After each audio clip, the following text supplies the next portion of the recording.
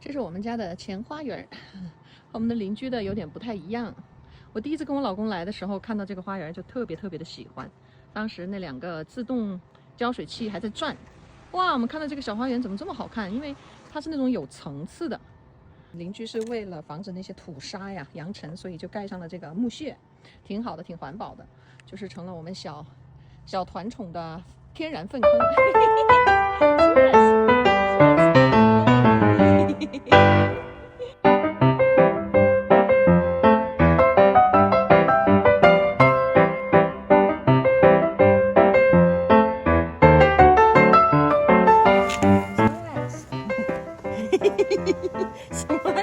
Smiles, you want to take pictures? Come here.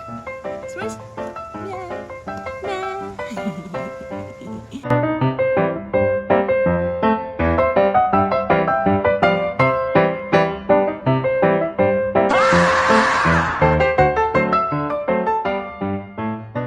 你们看我在除草的时候发现了一个什么？是不是很像一个蜗牛？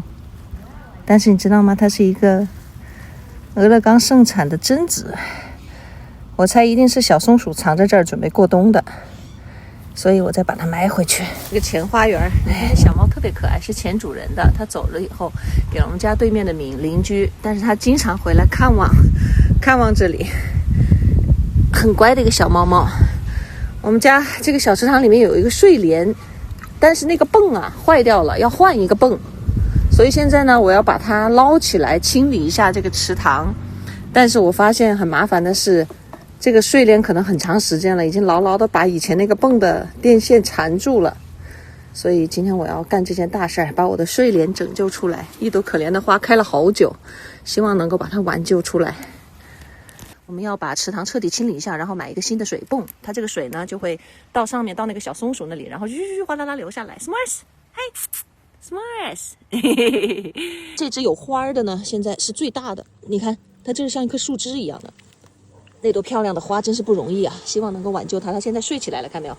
睡莲是晚上开花，白天睡觉，所以叫出污泥而不染呐。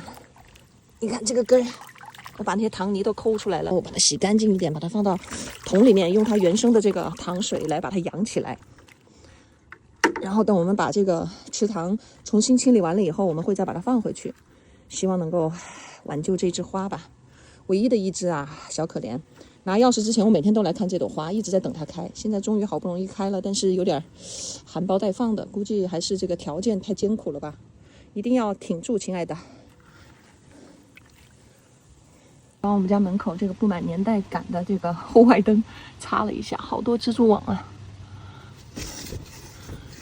现在是有人住了，所以应该有人气儿。有人气儿就是干净、舒服，对吧？哪能让它挂满蜘蛛网呢？我们家车库的2个灯也擦干净了。这里啊，原生态特别好，蜘蛛很多，到处都蜘蛛网。劳工来喽，体力活还是得劳工做。